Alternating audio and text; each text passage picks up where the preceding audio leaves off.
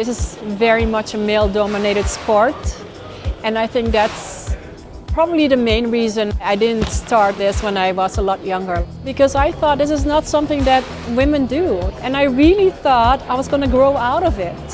But when I became a lot older, I still found myself wanting to race through the streets on the way to work, getting speeding tickets. And so when I found out that this is something you can do as a sport, that's when I jumped into it. Some friends of mine told me about this other league called Super Miata. It was a new league, was still very young.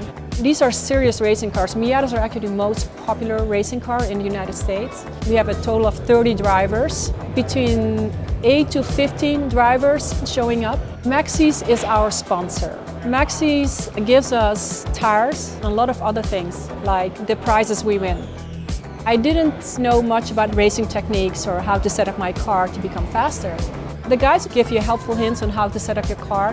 They spend time with you, making sure that they review your videos, because most of us have a GoPro camera and we have video of our own races, and afterwards we can always go over to any of those guys and say, hey, would you mind looking at my video and give me pointers as to where I could take that turn better?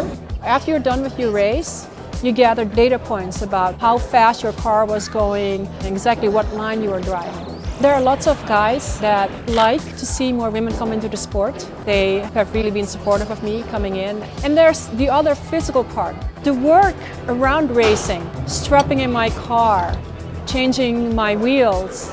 All the equipment here is really designed for guys, big guys. And they're made for hands that are much bigger than mine. So I had to think about how to find the right equipment and then to handle it in a little bit more clever way. I'm also a lot shorter than most of the guys. The advantage is that I fit more easily inside my Miata. My goal is to have a blast, first of all. Nothing really gets your blood pumping as much as seeing a bunch of other cars right next to you trying to overtake you. That's the kind of competition I really like. There was a time when I was on another track and there was no car in front of me, there was no car in the back of me. It gave me some time while I was on the edge to reflect. I just saw the vast expanse of the blue sky in front of me, and the car was tilted upward because it was going uphill, and I just felt so good deep inside. I felt like, well, this is where I should be. This is what I should be doing all the time.